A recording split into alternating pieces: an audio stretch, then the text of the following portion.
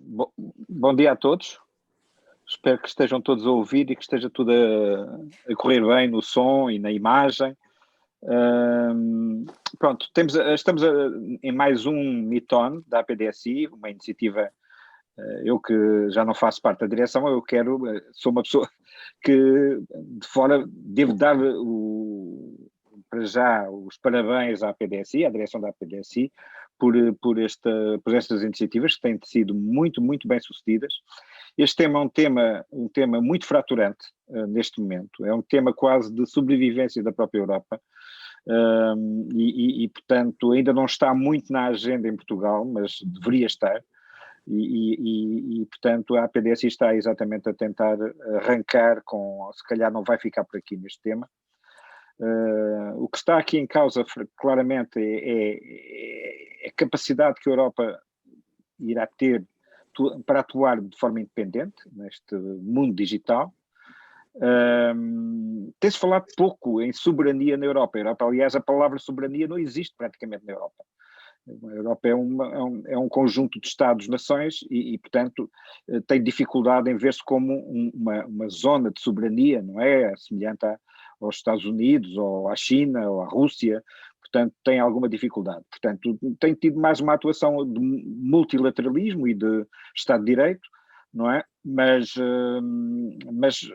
entretanto, vai perdendo algum controle sobre os seus dados, sobre a sua capacidade de inovação, a sua capacidade para aplicar legislação que ela própria produz para este mundo digital. Aliás, a Europa é vista quase como um regulador neste momento no mundo, mas será que a sua aplicabilidade destes regulamentos estão a ser efetivos? Como é que a Europa está a lidar com isso? Portanto, são muitas questões que vão ser com certeza tratadas neste Meeton. Eu começava por... nós vamos fazer aqui três intervenções curtas. A primeira vai ser de Matias Bauer. Eu vou agora passar, digamos, para inglês. As regras vai ser, sempre que eu me dirigir ao Matias será em inglês, e sempre que mas normalmente todo o Meeton será em português. Matias Bauer, welcome to this Meeton. Matias is the senior economist of ESIP. ESIP is the European Center for International Political Economy, that is an independent and non-profit policy research think tank. It was founded in 2006. His areas of research include international trade, the economics of digital markets and the digital economy, European single market integration, European fiscal affairs, and capital market policy. Matthias studied business administration at University of Hull in UK, and economics in the Friedrich Schiller University, Jena, in Germany. He received the PhD degree after joining the Bundesbank graduate program on the Foundation's Global Financial Markets and Financial Stability. Before joining ESIP, Matthias was the coordinator of International Political Economy and the International Cooperation Division of the Konrad Adenauer Foundation. Previously, Matthias held position in DEC Bank, UBS, Mercedes-Benz China, and work as a startup and business development consultant. So I welcome you, and please, I ask you to introduce this team, because perhaps you are the most involved in this team, and of course to give you your point of view, what will be the future of Europe on this digital sovereignty.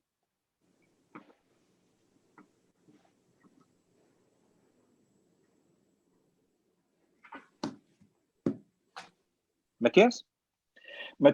Just a remark. Matthias is with problems with sound because he's in a hotel in Paris. He's not in German, so he's going to perhaps not to present with the image, but he's not a robot. He's a right person, as you see.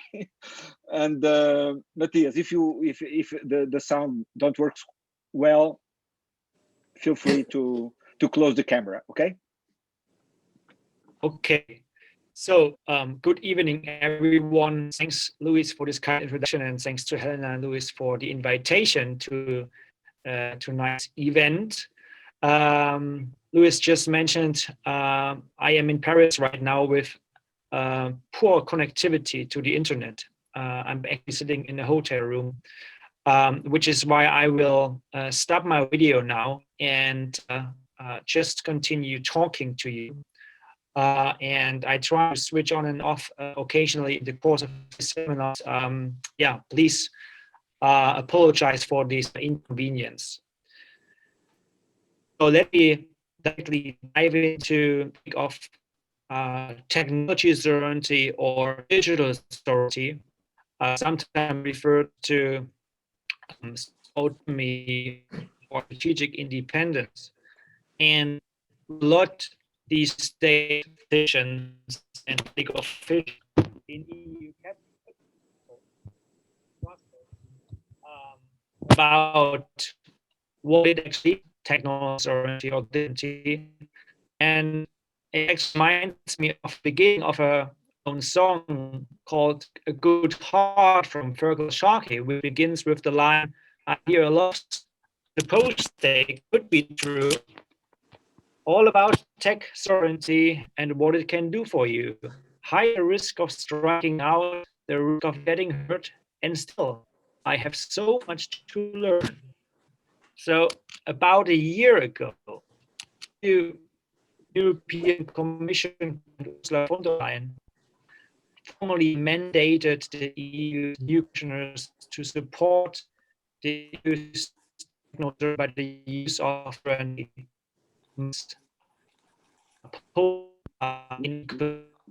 Matthias, you have some problems with the sound, and it's really difficult to understand what you are going, what you said. So is it possible to change position and you can go with Marie-Emmanuelle? For me, okay. Yeah, because the sound is real poor. If you could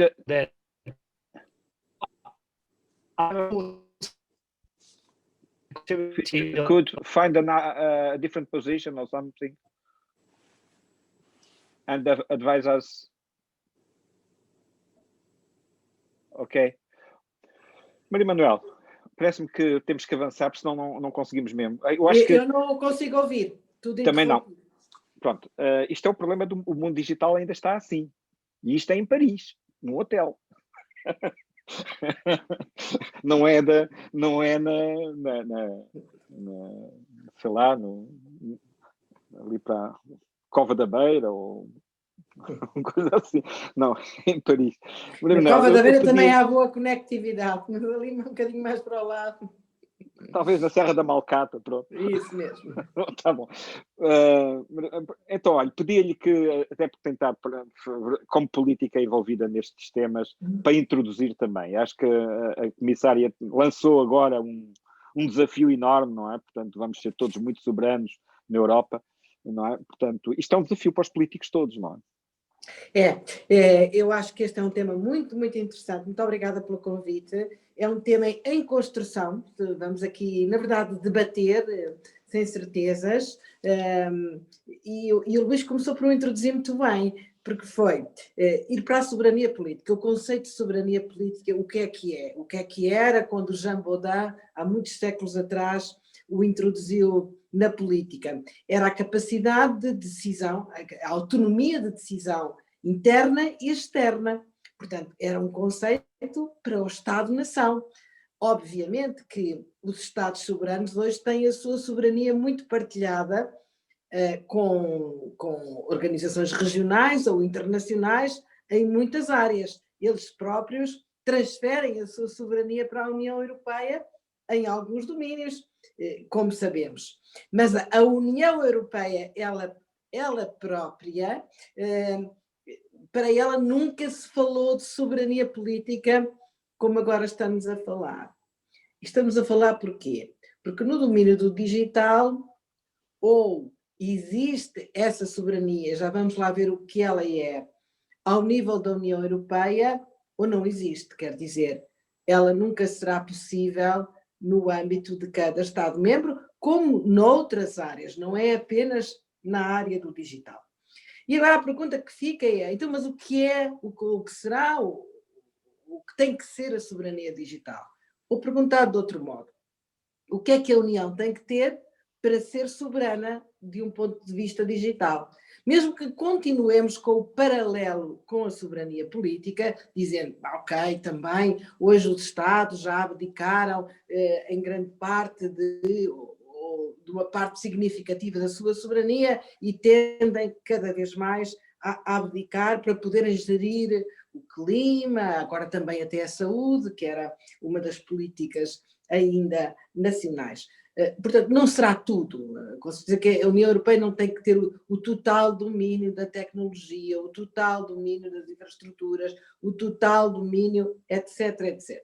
Mas tem que ter alguma coisa. Se estamos a falar de soberania, é porque achamos que temos um problema. E o problema deriva de termos toda a tecnologia concentrada em muito poucas empresas no mundo que têm um grande poder de mercado. Ontem, numa discussão com um diretor da Comissão Europeia, ele dizia esta concentração do poder de mercado não afeta apenas a soberania digital, afeta a própria democracia, ou seja, afeta a própria soberania política. Portanto, às tantas estamos também a discutir soberania política. Então, o que é que precisaríamos para essa soberania?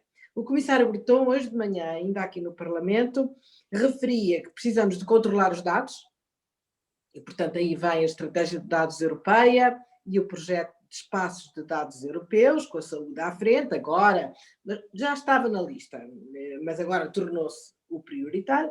Precisamos de controlar os nossos dados, precisamos de controlar a capacidade de os processar, de os tratar, não é? Portanto, toda a capacidade de computação temos que controlar, portanto, e quanto à capacidade dos dados, não vem só o projeto do espaço europeu, vem o projeto o Gaia-X, ou o Gaia-X, dito em português, ou chamada Infraestrutura Federada de Dados a nível europeu, lançada pela Alemanha e pela França e com outros Estados agora juntamente com eles, um projeto alargado.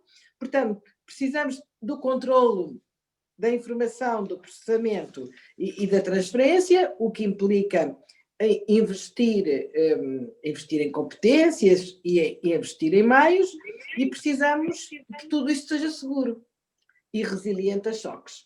Pelo menos estes três eixos têm que fazer parte desta soberania e neste momento é um projeto, porque ainda não os temos garantidos. E depois podemos trabalhar noutras visões mais alargadas.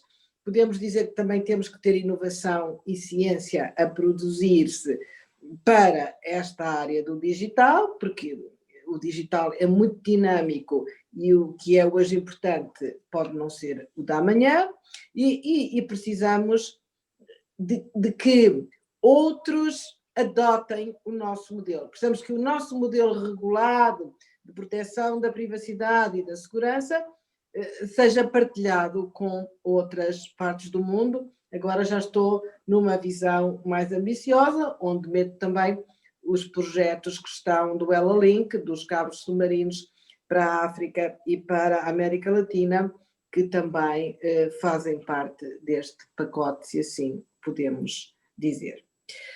Bem, para começar, acho que era o que eu queria dizer, mas depois podemos continuar a discussão sobre qualquer um destes pontos. Já agora só lhe queria perguntar uma coisa assim rápida. Acha que a Europa tem sido mais defensiva, mais reativa do que propriamente proativa relativamente a estas matérias? Isto é, todo este esforço de regulamentação e até a parte toda fiscal que neste momento se começa a discutir, mais de uma perspectiva muito defensiva, e em contraste às vezes com a falta de foco na investigação, na inovação, portanto, naquilo que no fundo é um valor da Europa, mas de uma Europa partida aos pedaços. O problema também muitas vezes é isso. E muitas vezes os grandes Estados, que são também os grandes contribuintes também acabam por querer ter o retorno, nomeado na política de investigação, e acabam por absorver grande parte desse dinheiro da investigação, não é? Porque é um paradoxo, não é? Portanto, não direi que tenha sido totalmente defensiva, nem direi que o Regulamento de Proteção de Dados seja uma estratégia defensiva. É um modelo europeu, mas direi que foi pouco ofensiva, não é? Que devia ter sido mais proativa há mais tempo.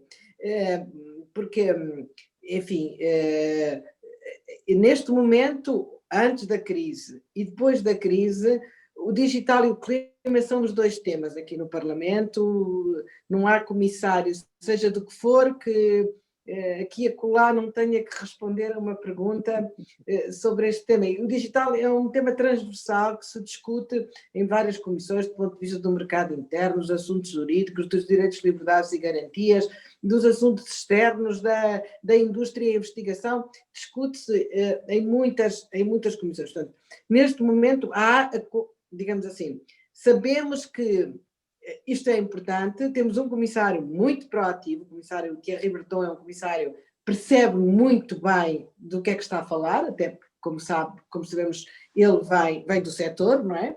Percebe muito bem do que está a falar e sabe muito bem o que é preciso fazer.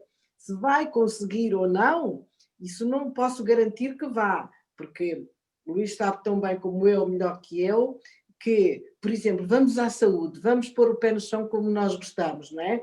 Construir um espaço europeu de dados de saúde não vai ser tarefa fácil, porque quando nós olhamos para muitos Estados-membros, ainda nem sequer temos dados seguros, recolhidos da mesma maneira e interoperáveis dentro dos Estados-membros. E não vou dar exemplos, mas sabemos, não é? Sabemos isso. Portanto, muitos Estados-membros ainda não podem colocar-se na Federação porque ainda não têm os seus dados devidamente organizados. Mas também pode ser uma oportunidade para esses Estados-membros já agora organizaram de acordo com o standard europeu e ultrapassarem e passarem essas etapas, não é? Mas tudo isso não se faz de um clique, porque há muitos obstáculos organizacionais, falta de recursos, e, portanto, não é só investimento, é um tempo de organização que é sempre complicado. Mas, de qualquer modo, o modelo está bem desenhado. Haja vontade política e haja aquilo que se costuma dizer, que se ponham aqui as moedas, não é? Que o investimento seja focado nesta área, porque se for disperso para outras coisas, aqui também não se fazem omeletes sem ovos. Agora, já ver que há consciência do problema, que há um desenho, uma estratégia para o resolver, e que essa estratégia me parece bem orientada, não apenas os dados das pessoas, mas até sobretudo os dados das coisas, não é? Os dados da indústria, os dados industriais, e os dados da administração pública também, muitos deles. Já me parece um bom princípio para irmos à guerra, para irmos à batalha. Não sei se a vamos ganhar, mas pelo menos estamos a armar-nos para isso. Talvez vamos falar nisso mais à frente, mas não sei se foi de propósito, não falou no eixo transatlântico e nas questões, nas relações quer com os Estados Unidos, quer com a China, que é também uma das coisas que está claramente na origem. É essa a questão, não é? Quer dizer, nós estamos a disputar, eu não falei, não foi de propósito, porque está subjacente, a ideia da soberania não caiu do céu. A ideia da soberania é uma estratégia de defesa perante dois outros modelos, um baseado no mercado, o modelo americano, e outro baseado no Estado, o chinês, que põe em causa essa mesma autonomia, não é? Portanto, vamos outra vez ao conceito de autonomia. Talvez até agora não tenhamos sentido a nossa autonomia digital ameaçada. Talvez já estivesse, mas nunca a sentimos de uma forma tão grave como neste momento e tão dependente do poder de mercado. Ok, obrigado, Manuel. Vou tentar ver se o Matias neste momento consegue entrar. Matias, you are in your phone, mobile phone, are you? Yes. Can you hear me? Much better. Much better. It's much Yes. better. Okay, great. Okay. So, yeah, it's I the hope floor. it works now. Apologies again for this inconvenience. Yeah, so basically, what I wanted to outline is that there is a lot of talk these days in Brussels and some member state capitals about the concept, or I would say the idea of technology or digital sovereignty. About a year ago, the new European Commission President Ursula von der Leyen formally mandated her new commissioners to support the EU's so-called technological sovereignty by the use of economic, trade, and also industrial policy making, aiming to defend so-called European values. According to Commission President von der Leyen, it's not too late to achieve technological sovereignty in some critical technology areas. And according to her thinking, the EU will try to jointly define the standards for a new generation of technology that become the global norm. Her Executive Vice President, Margrethe Vestager, was mandated to develop an EU industrial strategy that mobilizes the so-called toolbox of the EU to support the development of key value chains and technologies that are of strategic importance for Europe, because they should contribute to technology sovereignty. And then we hear voices from France. So, for example, in a joint statement from the French Finance Minister, Bruno Le Maire, and the current Commissioner of the Single Market, Thierry Breton, they said that on digital sovereignty, this is one of the projects that the President of the Republic of France defends with great determination, and that we want to implement here in the EU. When we take into consideration these statements, but also other ideas that pop up in the political domain these days, I think there are three major political narratives behind the emergence of technology or digital sovereignty as a desirable political ambition for the EU. One of these narratives is based on the assumption that Europe is somehow different from other parts in the world, particularly with regard to fundamental values and also with regard to market regulations. A second important strand reflects political fears regarding the future capacity of Europe's industry, notably multinational corporations, to compete in world markets. Germany's Minister for the Economy, Peter Altmaier, a Christian Democrat, recently raised the need for a new European Airbus for artificial intelligence, just to give you an example. And a third narrative is based on the claim that the EU as a whole needs to have the policy instruments to control the outcomes of the digital economy and how citizens and companies use modern digital services. And so far, the EU, primarily the European Commission, to some extent also the Parliament and the Council, institutionalized numerous versions of technological or digital sovereignty. At the same time, the precise meaning of sovereignty in the realm of digital services, including modern cloud and data services, remains ambiguous. And what I consider worrisome is the fact that the legal instruments outlined, for example, in the EU's policy communications on the new digital agenda, reflect in many ways a renewed appetite for rather isolationist laws in Brussels and some European capitals.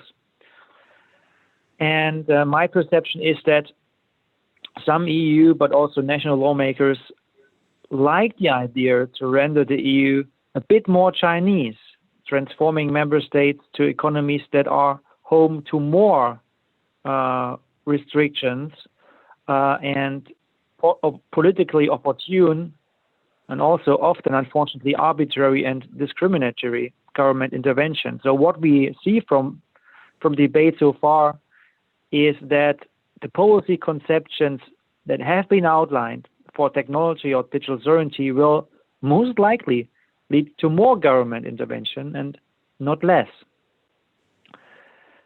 And as concerns the EU, I fear a bit that this debate will distract the public's awareness and also political capital away from areas that deserve much more political capital, at the forefront being the European single market, which is in most sectors of the economy non-existent.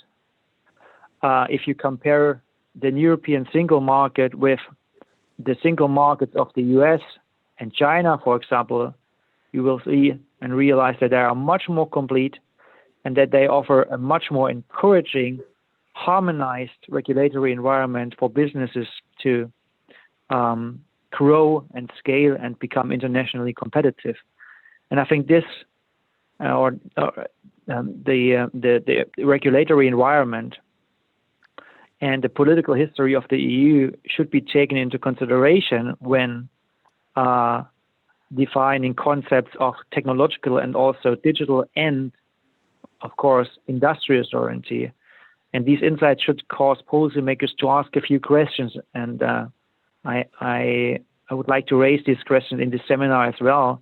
It's, for example, the question, under what conditions could US companies become so successful? And under what conditions could Chinese technology companies become so successful? And does the EU actually want to become more Chinese? Or do individual EU member states want to become more Chinese?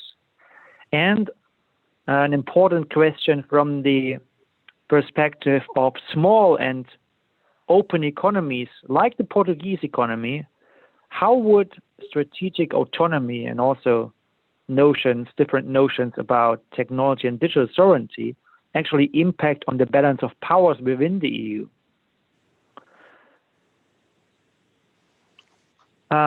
When it comes to tech sovereignty being put into practice, I think the latest draft declaration on EU cloud and data policy making is a good piece of work to refer to.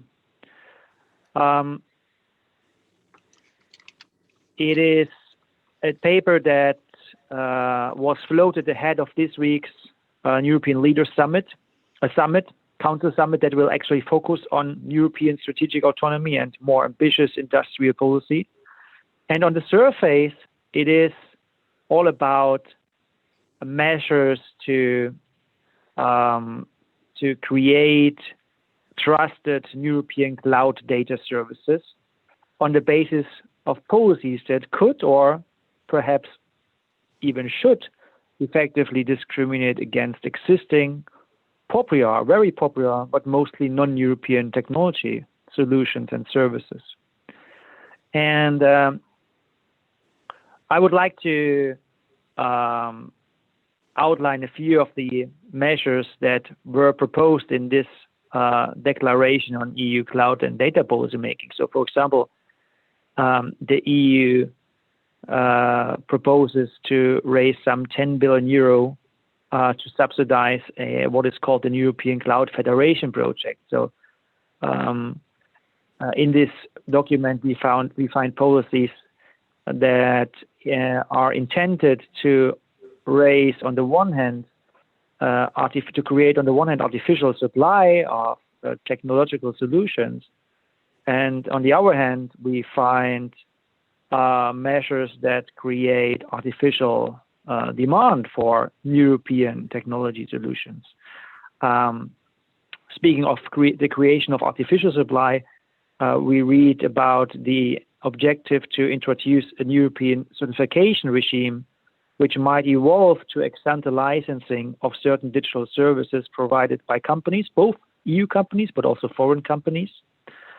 At the same time, policymakers currently consider new policy options to make, and I'm quoting here, to make the next generation European cloud offering available globally to stimulate the growth of European businesses. So this sounds a bit mercantilist in my point of view. Also against the background of another policy option that is outlined in this declaration, a policy that is called demand aggregation. Basically, the idea to implement EU cloud-first public procurement policies. And then there is another controversial policy that has been tabled by Germany's counter presidency, and that's a new legal mechanism that would effectively restrict foreign and also EU-based cloud and data services companies that are subject to the laws of foreign jurisdictions that could oblige access to be granted to EU data. And that's, of course, a highly controversial proposal, because it not only affects foreign companies that store and process data from European citizens, it also affects EU companies that operate in other jurisdictions outside the European Union. And these and other measures that were outlined in the communiques on artificial intelligence, data, and digital in Europe, these measures very often result from what I would call protectionist instincts, and it remains to be seen if and to what extent they will materialize. I would say they won't come for free. They will trigger responses in other jurisdictions, retaliatory measures that would hurt all those companies, EU companies that are currently successful in selling products and services to consumers in these countries. And that's why economists like me don't get tired in saying that import protection is export taxation. So what definition should the EU actually agree upon when we talk about technological sovereignty and when we try to delineate concepts of technology sovereignty? So I personally would advise policymakers to take the perspective of individuals first and think about policies that support sovereignty at an individual level. And here I'm not only having in mind professional qualifications when it comes to ICT, information and telecommunications, and education, and so on. I'm also talking about privacy laws, competition policies. I'm also about measures that can preserve fundamental values and also help to preserve fundamental human rights. But a policy approach to technological sovereignty, for example, stands in opposition to, first of all, discriminatory policies that by design or definition discriminate against foreign companies and foreign operators, and it stands in opposition to subsidies to artificially create very often inferior supply, funneling money to a few at the expense of the largest number of Europeans. And there are many examples of failed government projects like Cairo, for example, a highly subsidized but failed French search engine project, or take Galileo and a heavily overfunded European satellite system. Just maybe a few final remarks. What I also consider worrisome is the fact that industrial and technology policies favored by the EU's two largest countries can have a disproportionately negative effect on smaller economies. Those economies and citizens could be deprived from cutting edge and by saying cutting edge, I mean the world's best technologies, derived from new economic opportunities and from existing and new partnerships on global markets. And that would, of course, undermine these economies, economic development, and the process of economic convergence in the EU.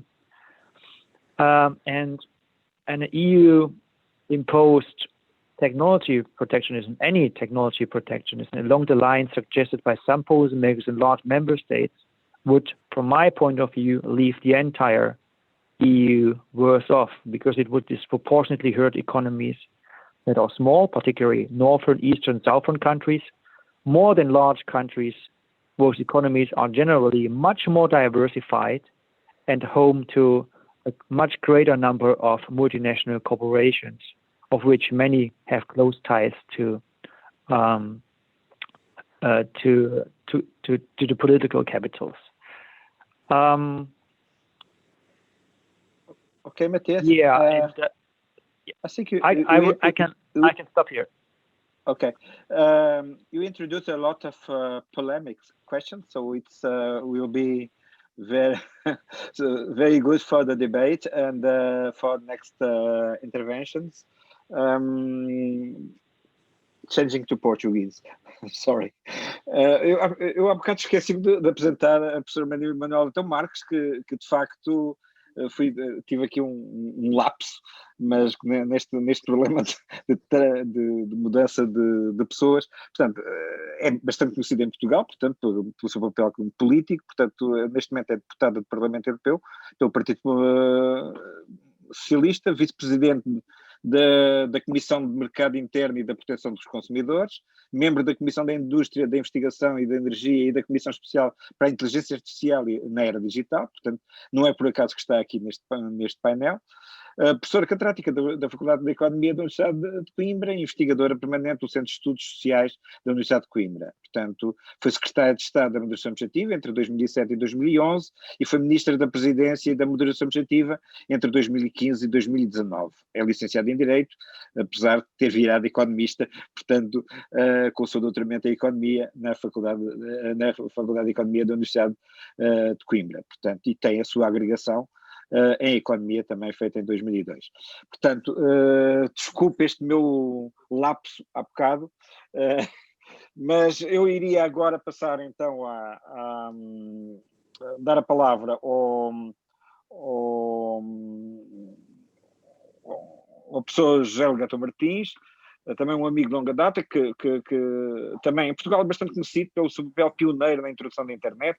Portanto, isto é um pouco extra-currículo, portanto, lembro-me bem do papel dele no início dos anos 90, não é? Quando toda a gente andava a discutir outras coisas, nomeadamente as normas X da União Europeia, digamos, estava a passar-nos por cima de todos a internet. Portanto, e o Legato foi uma das pessoas, nomeadamente o seu papel ligado ao PUG, ao Portuguese User Group, Unix User Group. Portanto, o José Legato Martins é professor catedrático de Sistemas Distribuídos e Redes de Computadores do Departamento de Informática e Faculdade de Ciências e Tecnologia da Universidade Nova de Lisboa. De 2007 a 2011 foi presidente do Departamento de Informática da Faculdade de Ciências e Tecnologia e vice-diretor da mesma faculdade. Responsável pelo Conselho Científico, atualmente é coordenador da Comissão de Avaliação dos Docentes da Faculdade de Ciências e Tecnologia. Ele costuma dizer que é um homem da ferrugem, portanto é um homem que gosta de trabalhar muito nos sistemas, na área de tecnologia nós chamamos nos sistemas de baixo nível, não é? Portanto, sem conotações. É presidente do capítulo português da Internet Society, portanto, que é uma associação mundial que está muito ligada à governação da internet. E portanto, licenciou-se em Engenharia pela Universidade Nova em 79, portanto foi um dos primeiros licenciados em Engenharia Informática em Portugal, portanto julgo que é mesmo o primeiro curso.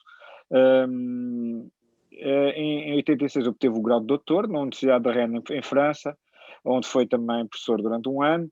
E entre 88 e 92 foi professor da Universidade de Lisboa e desde 93 é professor na Universidade Nova de Lisboa. Foi fundador do Centro de Investigação, do CITI, Centro de Investigação em Informática e Tecnologia de Informação. Portanto, Legato, podes entrar, força.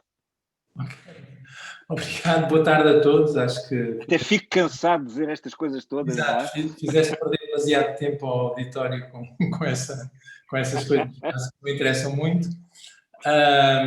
Eu gostaria de agradecer à PDSI a iniciativa que teve, ou congratular à PDSI a iniciativa que teve, visto que o debate é interessantíssimo, e agradecer ao Luís o desafio que me fez de participar. Isto apareceu num momento um bocado mau, que eu não tinha muito tempo, mas acabei por achar piada a fazer o trabalho de casa e a estudar aquela bibliografia toda que ele me mandou e ficar um pouco mais informado sobre o tema. Eu não, digamos, pronto, não vou aqui entrar frontalmente no debate que o Matias coloca em cima da mesa, que talvez seja o mais importante, que eu deixaria para o fim, que é a questão do aspecto concreto de soberania dos dados e soberania em termos daquilo que se chama inteligência artificial. Depois a gente teria que trocar isso mais por miúdos, não é bem inteligência artificial, é machine learning, que é aprendizagem automática, é uma faceta apenas da inteligência artificial. E gostava de começar por get to the basics, ok? E pronto, eu vi a apresentação feita pela Presidente da Comissão Europeia, penso que é aquela que é politicamente mais significativa, e a minha leitura desta problemática da soberania digital é que isto não é, digamos, não pode ser confundido de maneira nenhuma com a aproximação da China ao problema, porque para mim aquilo que é fundamental politicamente neste processo é que, digamos, se trata de proteger os cidadãos europeus dos abusos da utilização da tecnologia digital, algo que não é absolutamente nada chinês, como se sabe, prestar muita atenção ao facto de que a tecnologia digital não seja usada contra a democracia, prestar atenção a que a utilização da tecnologia digital não aumenta a desigualdade. Estes, para mim, são valores essenciais em que eu me reconheço e que acho que a Europa se reconhece e, portanto, a discussão deste problema também tem que ser vista à luz desta problemática. Por outro lado, o objetivo é, obviamente, utilizar a tecnologia digital para aumentar a eficiência, produtividade e bem-estar global das populações e das empresas e dos processos políticos, sociais e produtivos na Europa. E para isso, digamos assim, são postas para que isto seja possível, conduzir a transição digital com este tipo de objetivos, para que isto seja possível, a Europa tem que ter capacidade de controlar a sua cibersegurança, portanto a sua segurança e a defesa das suas infraestruturas críticas, tem que ter a capacidade de aumentar o conhecimento dos cidadãos e a sua competência científica e tecnológica nesta área, para se pôr à altura, e tem que ter capacidade de ter uma palavra a dizer em tecnologias críticas no futuro, como, enfim, agora estou a ler, 5G, computação quântica, a inteligência artificial, e eu acrescentaria o cloud computing, os data services, etc. Postas as coisas nestes termos, eu não posso senão subscrever os objetivos e considerar que o debate é da maior importância e que, digamos, não resta senão aderir aos objetivos. É claro que o diabo está sempre nos detalhes, não é? E eu acho que seria interessante, como ponto de partida, tentar fazer um diagnóstico. Mas em que estado é que está a Europa deste ponto de vista? Este diagnóstico, não pretendo fazer um diagnóstico à soberania digital da Europa, porque eu isso não estou preparado para fazer, nem sei muito bem como é que, enfim, como abordar isso, mas eu gostaria de utilizar o a crise do Covid-19 como exemplo concreto de qual é a situação da Europa face a toda esta problemática. É claro que é uma visão minha, pessoal, limitada, vista de Portugal, etc. Mas, de toda a maneira, para mim é claro que, tal como o Matias diz no seu documento, a Europa portou-se muito bem na utilização do digital para responder à crise. Portanto, a Europa foi fantástica porque continuou a funcionar com as suas infraestruturas digitais, etc. Portanto, eu poria isto de outra maneira, por dizer assim, que as infraestruturas de comunicações existentes na Europa são suficientemente robustas e redundantes para terem aguentado uma subida da carga da internet de cerca de 30% a 40% e responderam sem problemas. Portanto, as infraestruturas digitais na Europa são de qualidade, ótimo. No entanto, agora se nós olharmos para as aplicações e portanto, para as plataformas que foram necessárias para responder à crise, o diagnóstico já é diferente. Eu, pelo menos, e penso que nos outros países não será assim muito diferente, nós necessitamos de suporte de plataformas digitais para teleconferência e trabalho remoto, etc. Eu creio que não houve utilização de nenhuma europeia. Todas elas são estrangeiras. Ou é Zoom, ou é Microsoft, ou é Cisco, ou é Google, ou é o que for, mas não há nenhuma europeia. Portanto, houve falta de computadores, porque houve uma corrida à aquisição de computadores, etc. E os computadores esgotaram-se, mas eu também não vi nenhuma fábrica, nenhum fornecedor de computadores europeu avançar. A nível da investigação e do ensino, que é onde eu tenho uma visão mais clara, e onde nós hoje em dia recorremos muito a serviços de cloud, há de facto alguns fornecedores de serviços de cloud europeus, em particular eu conheço um que utilizo, mas que fornece essencialmente serviços sem valor acrescentado, isto é, fornece a parte de baixo da infraestrutura, fornece acesso a servidores e servidores elementares, mas toda a gente que precisa de cloud com serviços avançados socorre-se dos fornecedores americanos, nomeadamente da Amazon, da Microsoft e da Google. Bom, há algumas plataformas, por exemplo, de suporte à educação, que é o caso que eu conheço muito. Há uma de public domain, mas as outras também não são europeias. Bom, mas aqui já eu não tenho uma visão do que é que se passa nas outras coisas.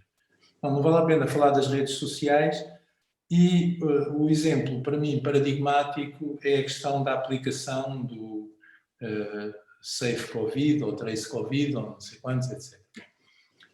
Houve um grande debate na Europa sobre como é que essa aplicação devia ser desenhada e eu pessoalmente penso que as diretivas que vieram da Comissão Europeia e que foram adotadas na generalidade dos países europeus foram respeitadoras da privacidade dos cidadãos. Eu não vou agora aqui debater o fundo da questão, apesar de ter analisado isso bem. Eu creio que a eficácia dessas aplicações está parcialmente comprometida, mas também, eventualmente as soluções centralizadas com algumas precauções talvez fossem mais eficientes do ponto de vista do objetivo da detecção do Covid. Eu compreendo, digamos, que foram adotadas, digamos, soluções que são mais descentralizadas, guardam os dados nos telemóveis, etc. Mas na grande maioria dos casos, essa opção não foi tomada, porque não havia outra hipótese. Porque a única maneira de ter acesso ao sistema de operação dos telemóveis que se utilizam era utilizar as APIs disponibilizadas pela Apple e pela Google. Eu não estou a pôr isso seria outra análise, não estou a pôr em questão que a opção é má ou é boa, mas o facto é que se os Estados tivessem decidido avançar de outra maneira, provavelmente não conseguiam, digamos assim. Eu achei muita piada a ver debater em Portugal que a aplicação portuguesa estava quase aí, estava só à espera da autorização da Google. Quer dizer, isto é uma dimensão real da soberania digital, pelo menos. E aqui eu acho que isto foi generalizado na Europa toda, não é uma visão só portuguesa.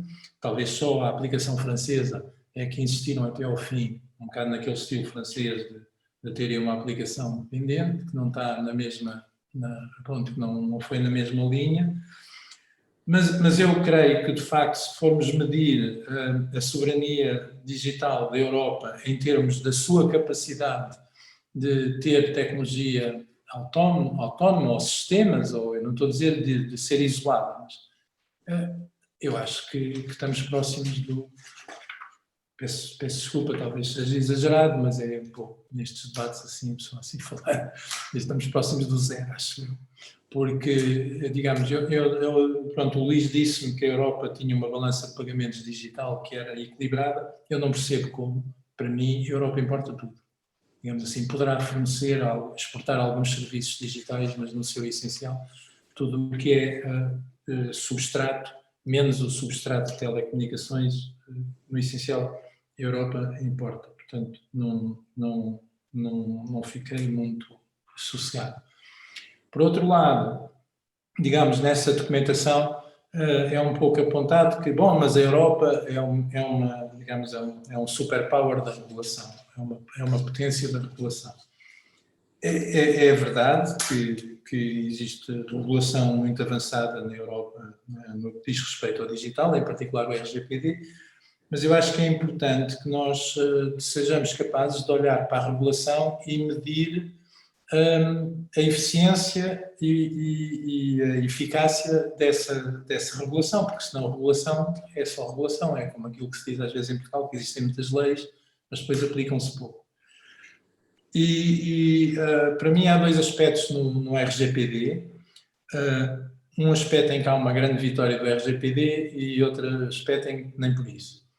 O aspecto em que há uma grande vitória do RGPD é que o RGPD, pela primeira vez, claramente diz às empresas: se vocês têm dados dos utilizadores, que os utilizadores os confiavam, se vocês são guardiões desses dados, e se os perderem, digamos, ou se, não vou dizer o resto, mas se os perderem, terem que ser altamente penalizados, e, portanto há um quadro de multas, etc, e penso que isso é uma evolução muito positiva, de responsabilizar as empresas pelos dados que os utilizadores desconfiam, ou os utilizadores, ou enfim, sejam utilizadores individuais ou sejam utilizadores institucionais.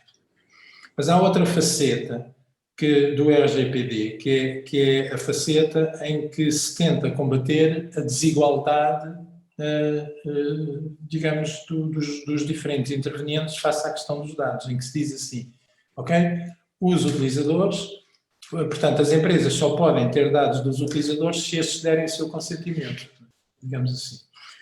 E aqui eu peço desculpa, digamos assim, mas a minha leitura dessa situação é um pouco dramática, porque é assim, se a empresa que está do lado lá me fornece eletricidade, ok, o consentimento funciona muito bem, mas eu também tenho que dar para que eles me forneçam eletricidade, etc.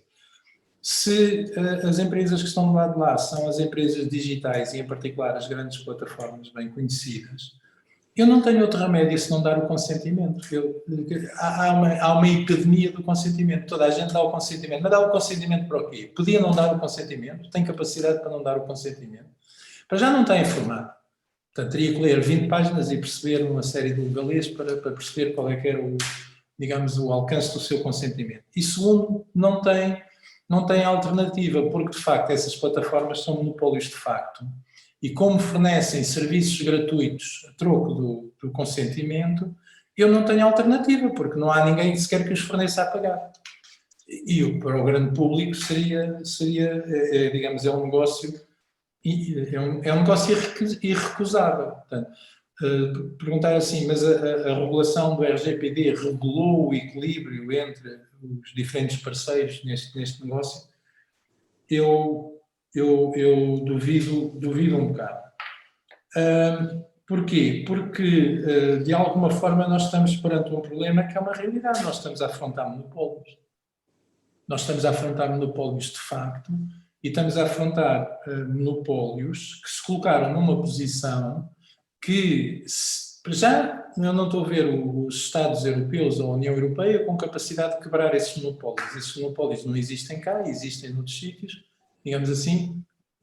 Eu não sei se o Estado americano, mesmo que fale muito, se tem de facto interesse em afrontar, quebrar esses monopólios. Portanto, nós não podemos, acho que não existe força política para afrontar esses monopólios. E não existe força política interna, porque afrontar esses monopólios significaria uma subida de preços daquilo que aparentemente é de graça. E isso colocaria um problema político muito grande que eu não estou a ver como é que alguns governos são capazes de lidar com ele. Pronto, portanto, esta regulação em que a Europa é uma superpotência, não sei se é mesmo uma superpotência, se tem assim tanta capacidade de impor a sua vontade. Por outro lado, associado à questão da regulação, há um problema também que é o eu vou-me calar já, Luís, que é a questão das normas. Não é? Portanto, uma das outras hipóteses é a gente estabelece normas e, digamos assim, portanto, quem atuar no mercado europeu tem que obedecer a essas normas. Eu aí já estou um pouco mais próximo do que o Matias disse, que existe uma grande tradição na Europa de pensar que os problemas de competitividade, inovação e capacidade tecnológica e de mercado e de gerar e de transformar conhecimento em empresas vencedoras se resolve com normas. Em muitas situações essas normas podem revelar-se apenas como defensoras de alguns poderes instalados que até do ponto de vista de inovação muitas vezes são um pouco retrógrados. Portanto, há aí um alçapão também terrível e que seria interessante no diagnóstico de porque é que a Europa está nesta situação, a ver historicamente porque é que o tecido científico, de capital de risco, de visão da tecnologia, de autonomia dada aos investigadores e àqueles que formam a empresa, e mais a um mercado gigantesco que não existe na Europa, porque a Europa tem um mercado fragmentado, produziu condições que fez com que, digamos assim, é preciso olhar, a Google há 20 anos eram 2 doutorandos em Stanford. Bom, a Apple é mais antiga, a Microsoft é um bocado mais antiga, mas também, pronto, muitas daquelas empresas, pronto, há outro exemplo, a Tesla, o que é a Tesla? A Tesla é um tecido económico e empresarial e de capital de risco capaz de fazer inovação disruptiva, em parte pelo menos. E é isso que a Europa também tem que ter essa capacidade.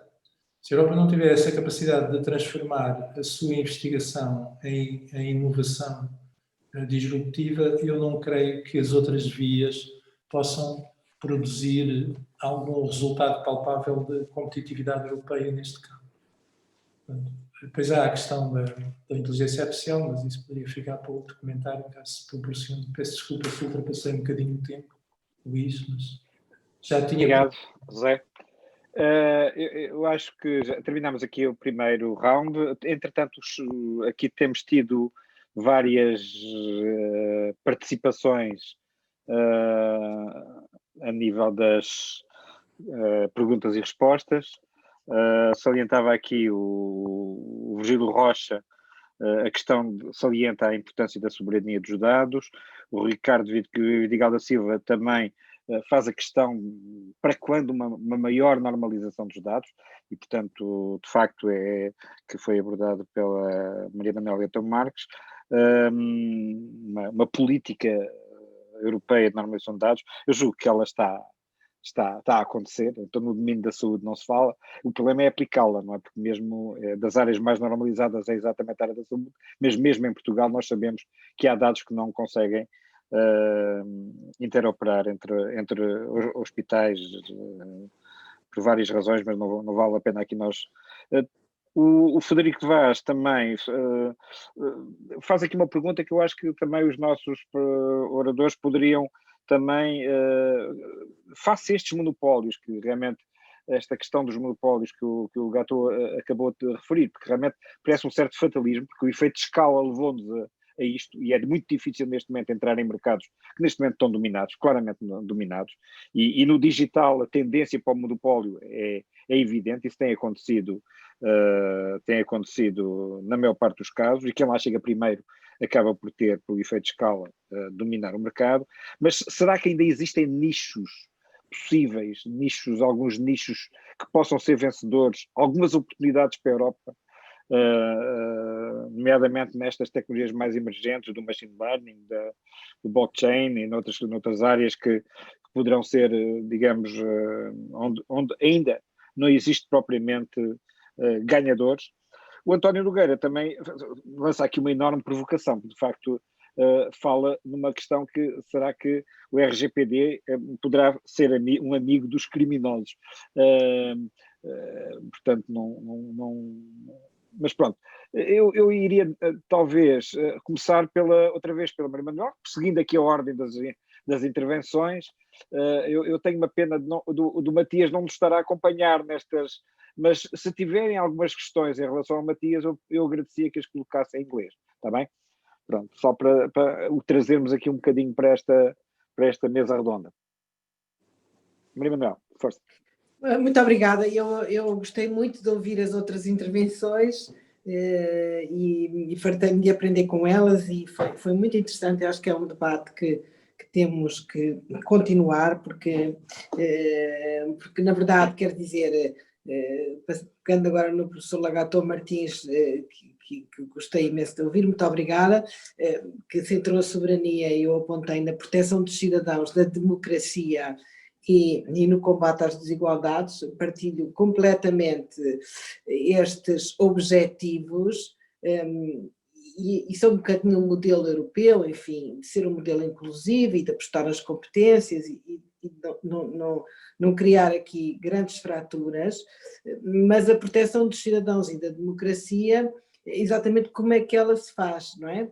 Nesta área digital. É isto que levanta a questão da soberania digital. Não é apenas uma questão económica, também é, mas é também uma questão de proteção dos dados e como comecei por dizer logo no início, de proteção da democracia, porque já não estamos apenas na questão dos dados. Se há áreas de nicho, o comissário Breton tem apontado muito a questão dos dados das coisas, dos dados não pessoais, como uma área que poderia ser um grande investimento dentro da União Europeia.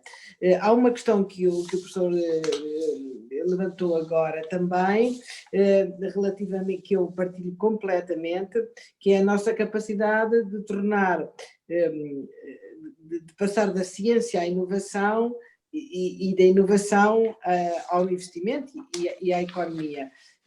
Esse esforço tem sido feito, a Comissão Europeia tem feito, e o projeto do EIT é um projeto, aliás, do Comissário Moedas, em muito sentido, é um projeto que visa exatamente esse objetivo, mas são projetos ainda bastante incipientes, e aliás, também devo dizer, bastante concentrados nos beneficiados de sempre, nos mesmos países do centro da Europa. Se virem a geografia das comunidades de inovação, elas estão demasiado centradas, mas isso, enfim, com o tempo poderá vir a corrigir-se. Portanto, este é, na verdade, um desafio grande. Eu, relativamente à regulação, gostava de dizer o seguinte: muitos de nós tememos que o RGPD fosse um entrave à inovação, um entrave à modernização administrativa, uma dificuldade acrescida perante muitas que já tínhamos, mas na verdade isso não aconteceu, não é? Quer dizer, adaptámos, criámos regras.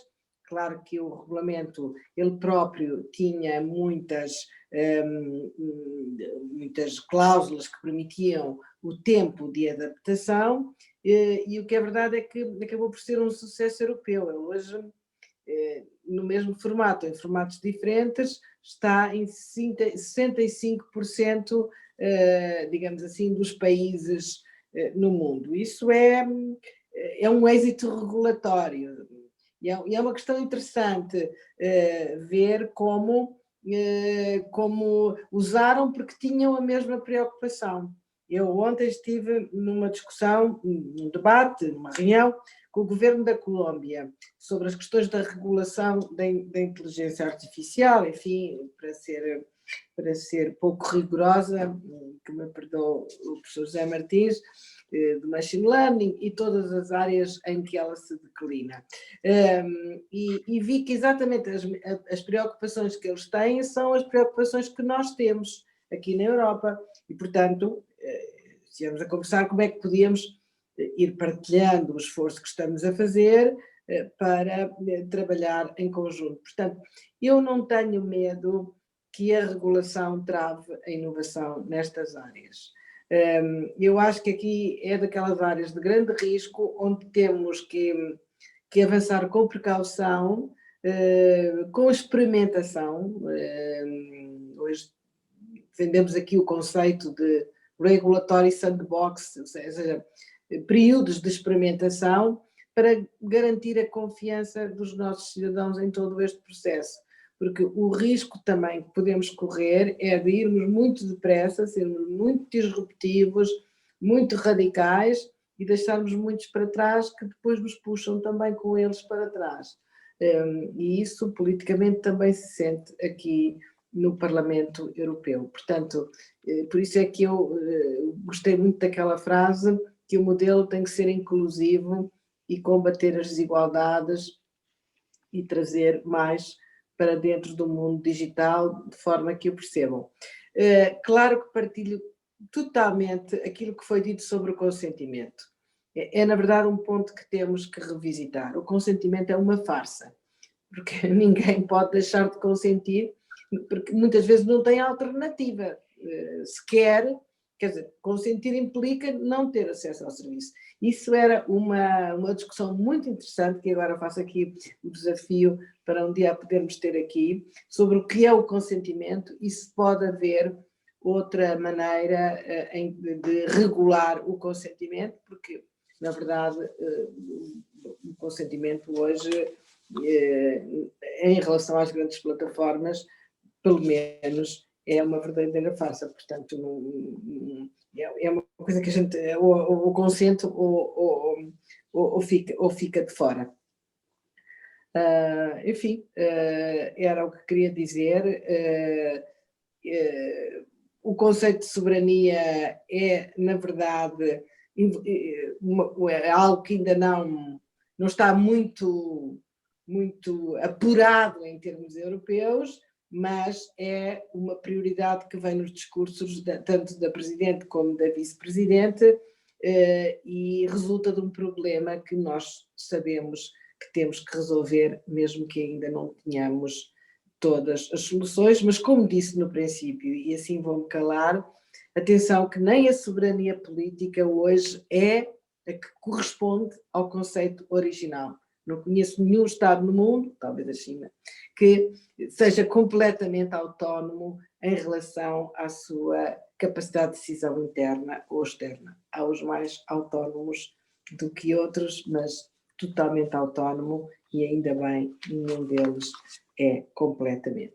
Portanto, mesmo a soberania política é em parte partilhada, importa agora na área digital ver qual é o core, qual é aquela área que não podemos de todo partilhar. Vi no chat que há um dos nossos, das pessoas que nos estão a escutar e que agradeço a todas a presença, só para elas vale a pena, para nós é um gosto, mas o que importa é partilhar, que pediram o acesso a alguns dos documentos que eu referi, estratégia de dados e outros. O Parlamento é muito generoso, é na verdade uma casa que produz muito documento e bons documentos.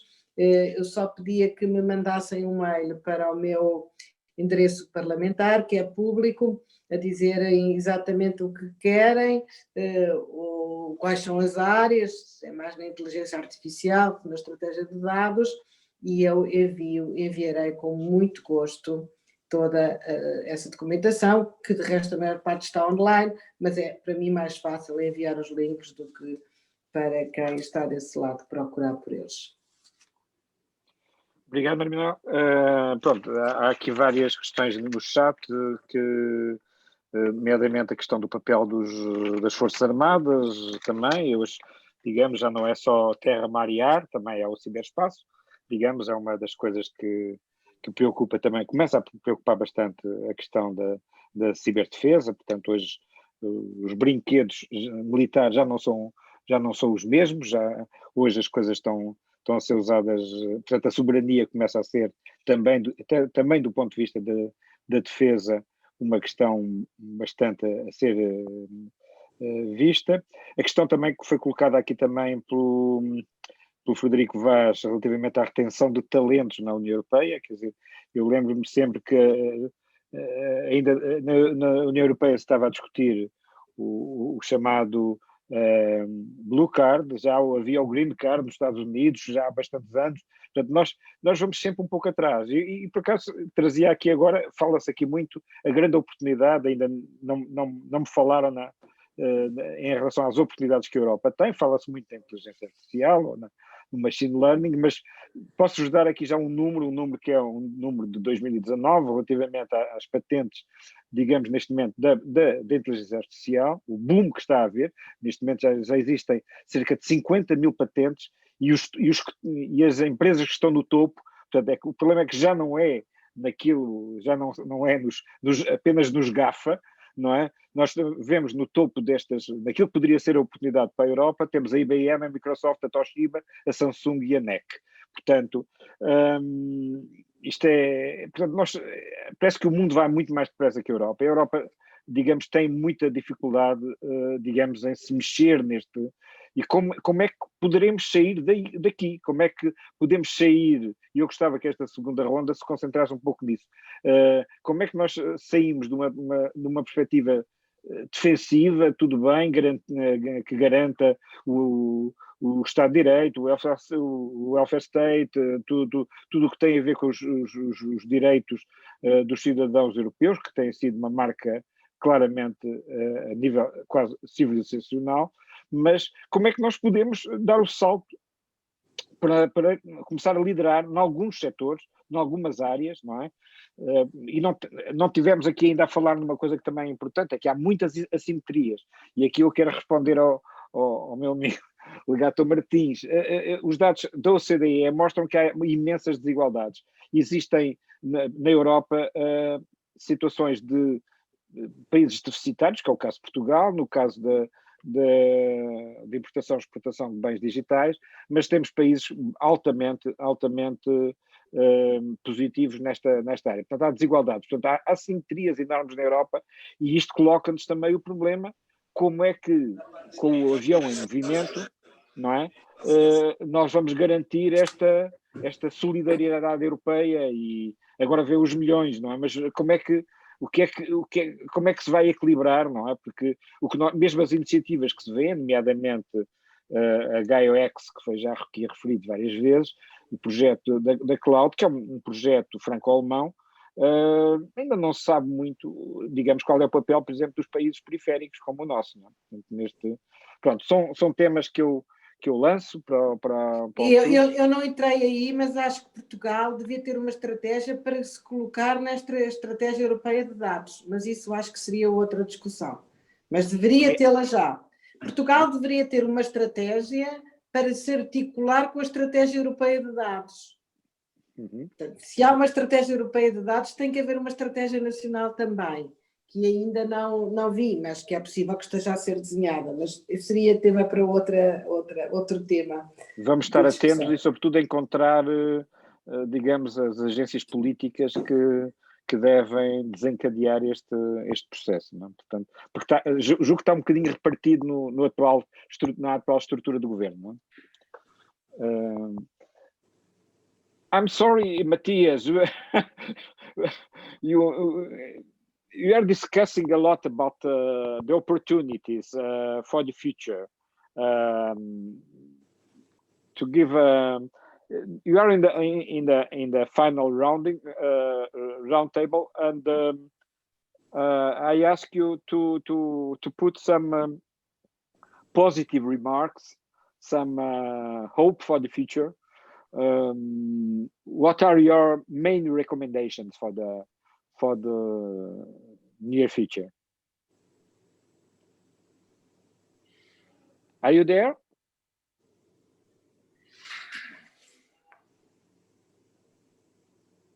Are you there, Matthias? Fall asleep. No. Ok. Legato, queres avançar com alguma... Oh, can you hear me? Yeah. Can you hear me? Yeah, Matthias. Okay, perfect. Okay. Yeah.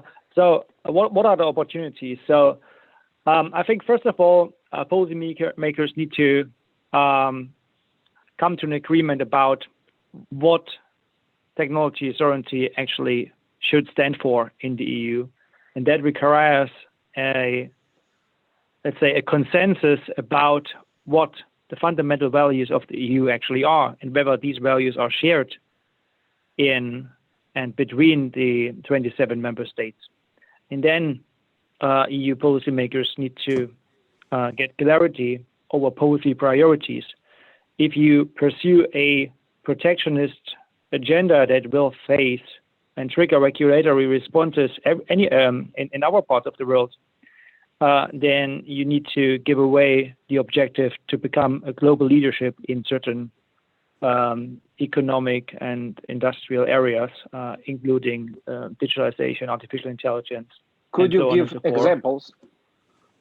Artificial intelligence is one of them, but Matthias, I just presented in Portuguese, of course, but the patents boom on artificial, the top 5 applicants are IBM, Microsoft, Toshiba, Samsung, and NEC. No European on the top 5. So you are losing the opportunity. What? Once more?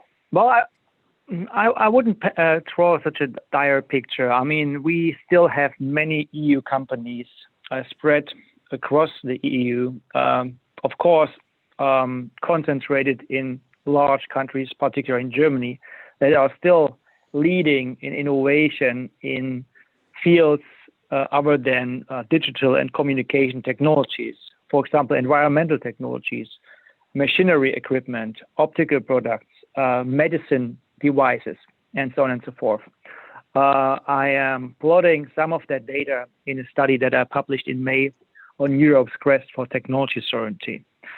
However, if the EU starts to pursue a protectionist digital policy agenda that by design discriminates against foreign companies, then others will retaliate. A good example, and then EU companies will lose market shares in other parts of the world. And a good example is the French so-called digital services tax, which triggered a very harsh response from the United States. Basically, the US threatened to retaliate against French wine and cheese makers, of which many exclusively export to the US without having a taxable physical presence in the US. So the profits that are made in the US are exclusively, if at all, taxed in France. So that's a good example. But let's get back to the opportunities. I think what's important to understand is that Brussels cannot set global standards alone. When we look at economic development, Europe has a very strong interest to continue to collaborate with other jurisdictions. The center of economic gravity is shifting. Asia will account for about 50% in global GDP by 2040, and the share of EU 27 GDP will fall to some 9% by 2050. And with this development, rising powers like China and India will likely increase the political pressure that others have to conform to their laws, to their rules and norms. But at the same time, that's the great opportunity. None of these countries will come close to the same dominance in global rulemaking that the US and Europe had in the period that followed the Second World War. So global economic power in the future will rather be much more distributed. And And therefore, EU policymakers should not seek for isolation and referring to a certain uniqueness that needs to be defended by EU-exclusive market regulations, but they should aim for closer market integration with non-EU countries. So broadly speaking, I'm talking about a single market that extends beyond EU borders, and they should also seek for regulatory cooperation with trustworthy international partners such as the G7, the larger group of OECD countries.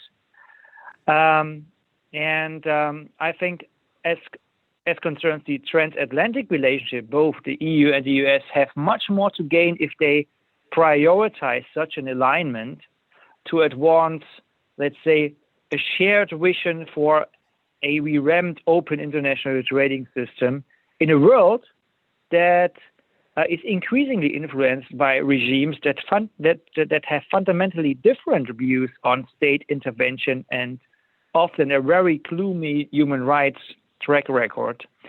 And then of course, policymakers in the EU should also be aware that what they do has a signaling effect to the developing world, and therefore I would say anchored in technological openness, and that's the great opportunity. Both the EU and the US, the larger group of OECD countries, they can promote a concept of digital sovereignty that allows for economic development and renewal elsewhere in the world. And that said, an isolationist approach to sovereignty would only lead to notional sovereignty. And by notional sovereignty, I mean that the EU would indeed be free to adopt their own EU exclusive standards, but they would not provide the much desired economic and innovation benefits, particularly with regard to small and open economies, which are on a process of economic convergence and development in the EU. Thank you, Matias. Legato, queres dar uma positividade?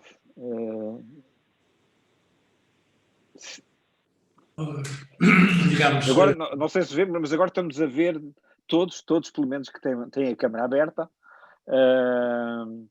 Portanto, e antes de mais, agradecer também a atividade quer no chat, quer nas perguntas e respostas.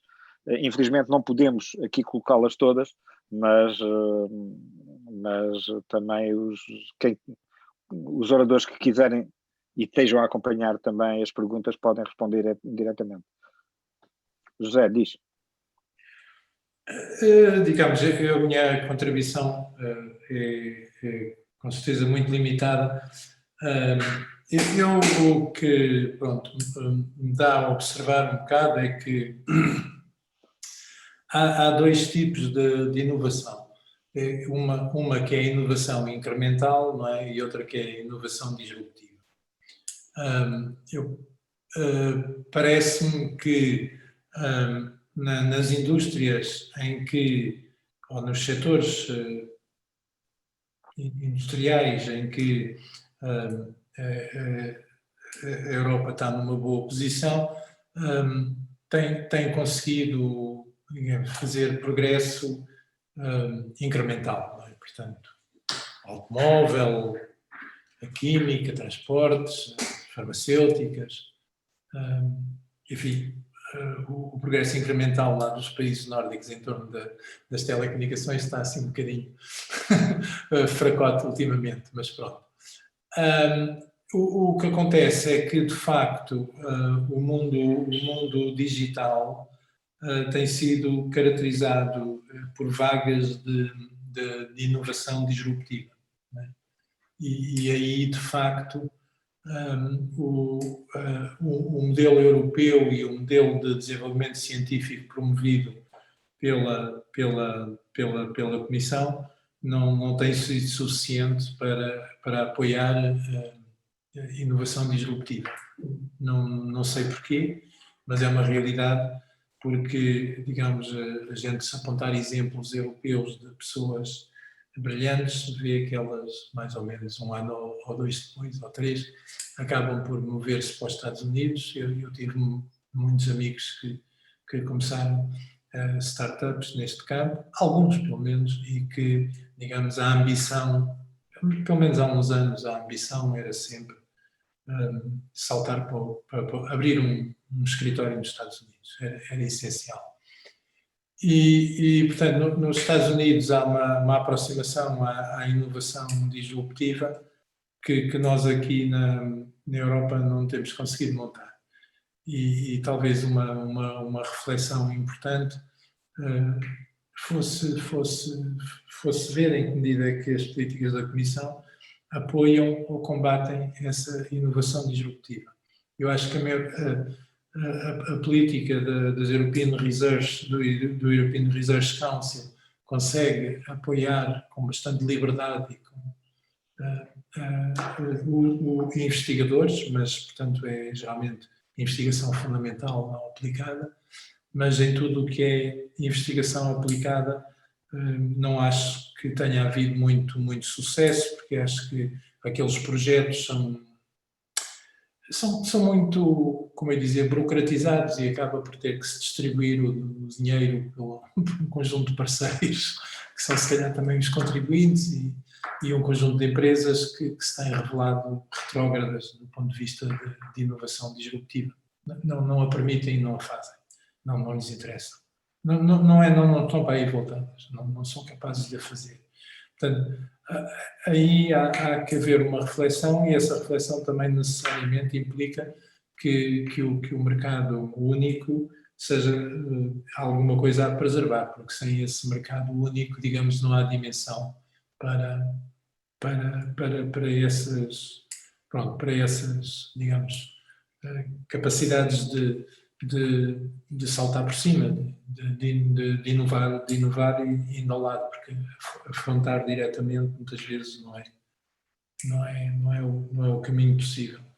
Mas, enfim, se é uma nota positiva que eu poderia dar, é um pouco esta nota de que é preciso refletir na política de investigação e de apoio à inovação disruptiva, porque o que tem havido é um apoio à inovação, à política de investigação aplicada que é incremental, não é? Digamos assim, vai atrás dos outros.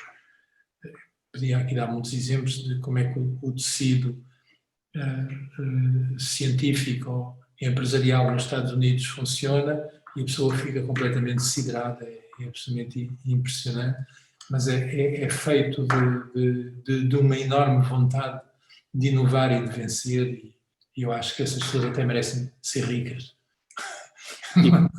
E paga-se o alto risco também, não é? Portanto, não queres dar aquele exemplo que me deste ainda hoje à tarde, digamos, de um colega teu que de repente recebe uns milhões, digamos, para gerir, não é? Um jovem estudante. Um jovem formado de PhD altamente promissor é recrutado por uma universidade americana, mas, digamos assim, a maneira como ele é enquadrado na universidade tens aqui X milhões de dólares faz o que achares bem durante os próximos 3 anos, esse dinheiro é para pagares para recrutar investigadores e montares um laboratório, etc. É uma enorme responsabilização e autonomia com meios. Digamos, a pessoa fica impressionada também com os meios, não é? É completamente outro campeonato. Enfim, o exemplo é da pessoa ficar um bocado espantada como aquelas universidades trabalham assim. Mas podiam-se dar exemplos, eu conheço exemplos de investigação perfeitamente aplicada, disruptiva, que conduz a uma startup, que revoluciona uma maneira de trabalhar, etc., que nós cá de facto não vemos. Eu atravessei durante aquela fase que tu referiste, um período em que havia uma grande polémica da Europa, se a gente apoiava a internet, se eram as normas OSI, não sei o quê, não sei o que mais, quer dizer, e a pessoa o que via não era vontade de vencer, era vontade de se defender. Portanto, a Europa, digitalmente, é apenas um grande mercado, não é? É quase a posição em que está. Por outro lado, isto também não é fácil de responder a estas questões e, portanto, eu não estou aqui a dizer que a culpa é dos políticos ou não são capazes, porque mesmo, por exemplo, as questões levantadas por Matias da inovação e dos outros retaliarem, etc, isso tudo, provavelmente são reais e importantes, mas o facto é que eu não vejo na investigação económica na Europa, ou pelo menos não vi nesta reflexão, a análise dos modelos seguidos por alguns países pequenos e médios na Ásia para conseguirem vencer.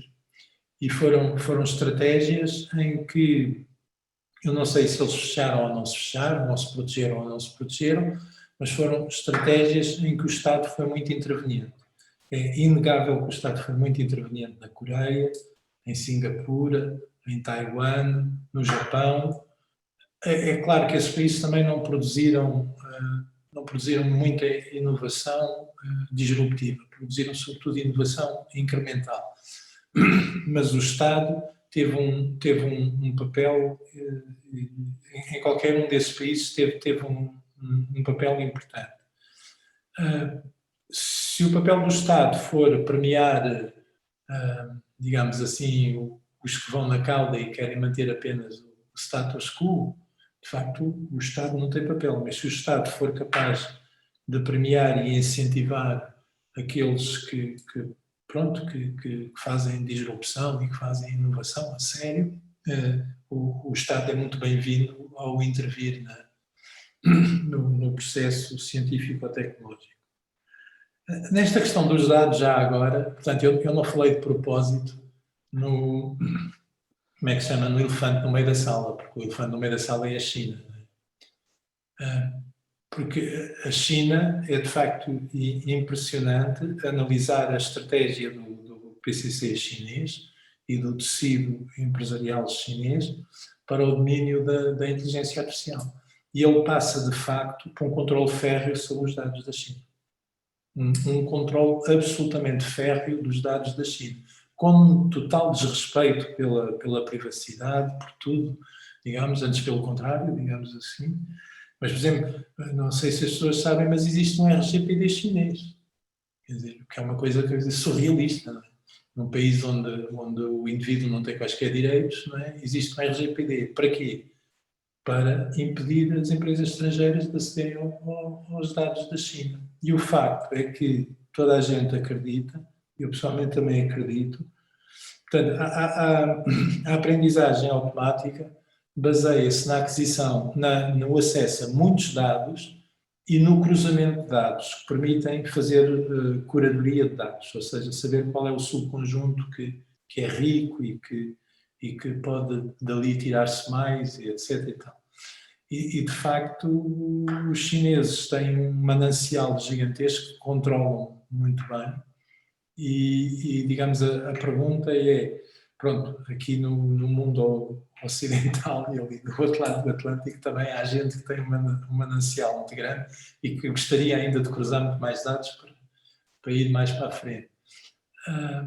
Mas o facto, digamos assim, eu não tenho resposta para isso, é de facto que pronto, os dados são uma matéria-prima para a aprendizagem, não é? Portanto, e a gente vai oferecer essa matéria-prima, também não sei, digamos assim. Por outro lado, se faz regulações e etc., que servem para defender aqueles que não têm capacidade inovativa, então estamos completamente tramados e mais, o público revoltar-se-á contra os políticos porque querá os serviços que os outros têm acesso, não é? Eu penso que o problema da regulação tem este dilema também, aqui quando se afrontam os monopólios.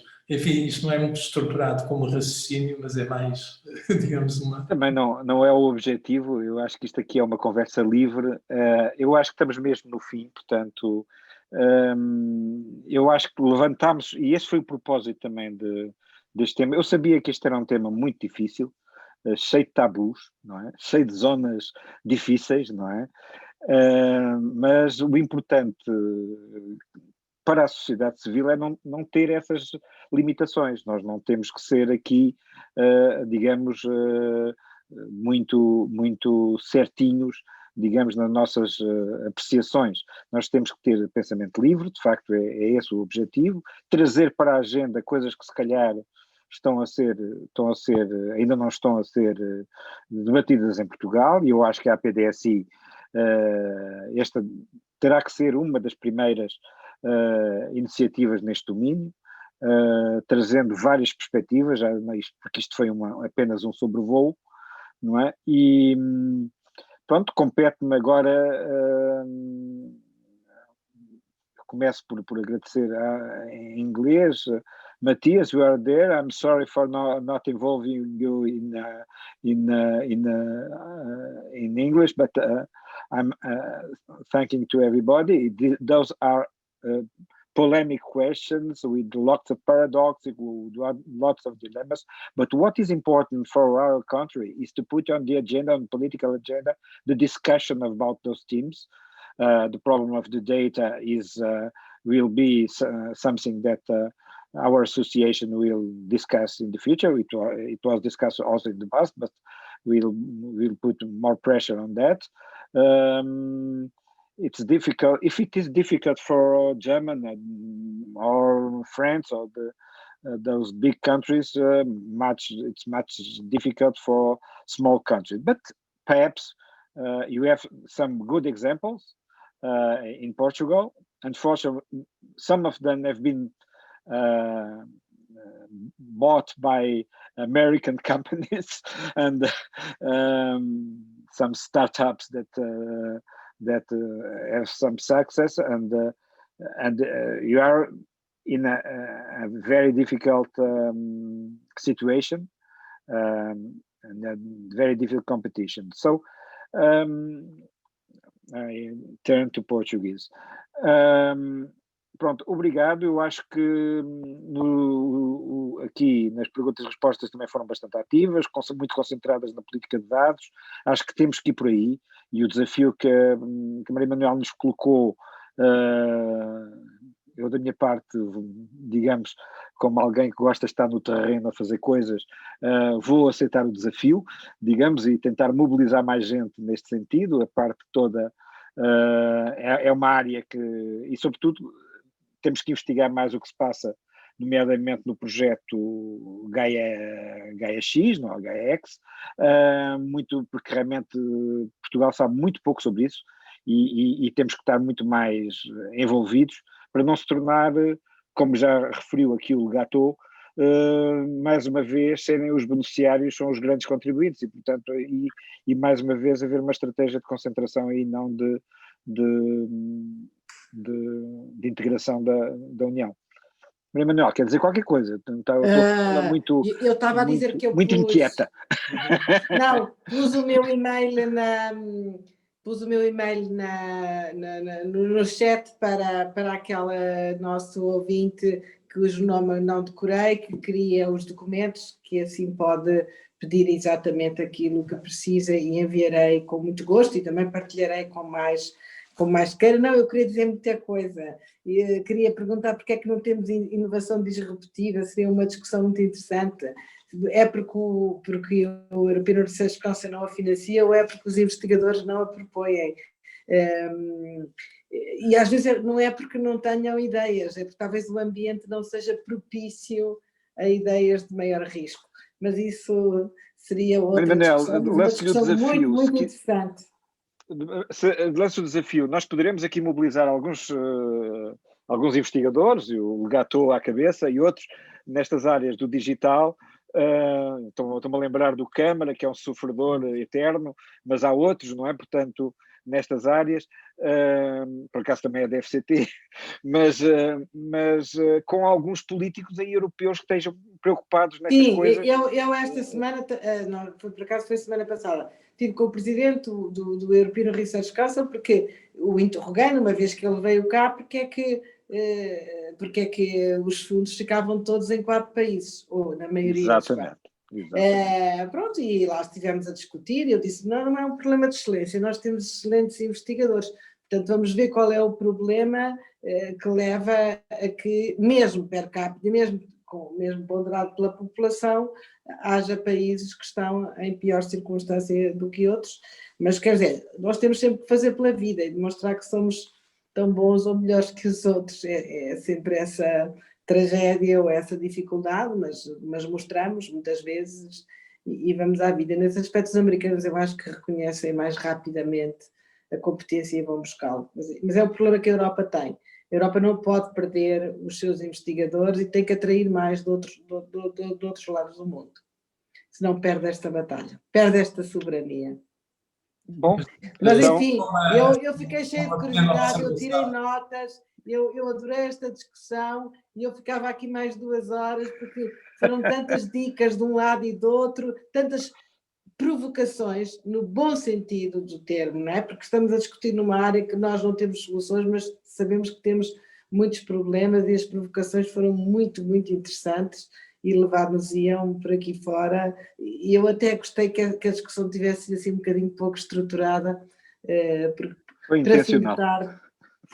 Foi muito bom, muito obrigada, para mim foi muito interessante, estou disponível para discutir sobre a inovação, sobre o papel de Portugal, sobre como é que nós nos podemos posicionar numa estratégia de dados, seja ela o fundamento de uma soberania ou não, se existir na Europa, o que temos que fazer, e enfim, e sobretudo a questão também das desigualdades, que no fim do dia é aquela que nos deixa mais preocupados. Sim, senhor. Era só um comentário, eu não me referia tanto ao European Research Council, eu acho que aí até o European Research Council é relativamente fair. Ok, pronto.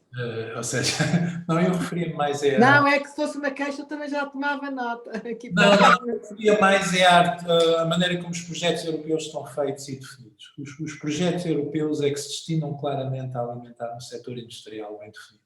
Sem dúvida nenhuma. E a questão que há bocado o nosso... O European Research Council é mais fair. É.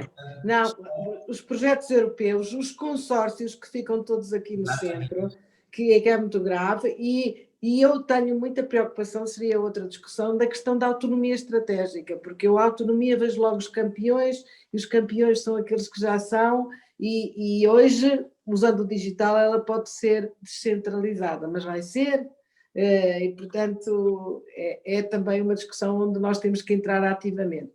E eu digo com toda a franqueza, se nós não fizermos por nós portuguesas, ninguém o fará daqui. Portanto, a Presidente da Comissão pode ir aí dizer aquela coisa que somos os maiores, mas não se fiem só nisso.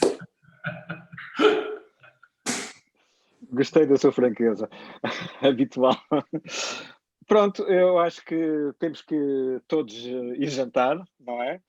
Sobretudo nas horas aí europeias, é 1 hora mais tarde, portanto... Mas foi um gosto. Pronto, eu não sei, fiquem atentas aos próximos Meetones, porque eu acho que foi um modelo que tem, eu por minha parte também como membro da direção da plataforma de associações da sociedade civil, portanto num outro plataforma, farei também por levar essas todas as associações, trazê-las para este universo, não é? Digamos, porque o importante neste momento é mesmo cidadania, antes de mais nada, e estarmos informados sobre tudo o que se passa e não metemos a cabeça debaixo da areia porque as coisas estão... A falta de conhecimento é a principal razão do medo, e exatamente. O medo é um perigo para a inovação. E também para o populismo. Pronto, e acabo por aqui. E alimentar. Pronto, boa noite e obrigado a todos. Obrigado. Boa noite a todos. Obrigado pelo convite.